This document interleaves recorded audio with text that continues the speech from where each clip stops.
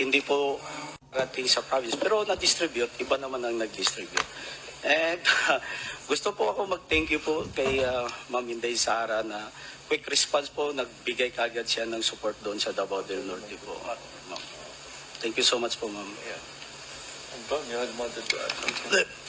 Lahat naman na nag-request, doon ako bibigay. Pag hindi mag-request, hindi nabibigay. Tapos, pag nawawala dito, hindi rin nabibigay sa inyo. Kung wala kayo, we have to go to the next who's there, di ba? So, yun yung man nangyayari. Pero mostly, Ano yung napansin nyo mga Lods?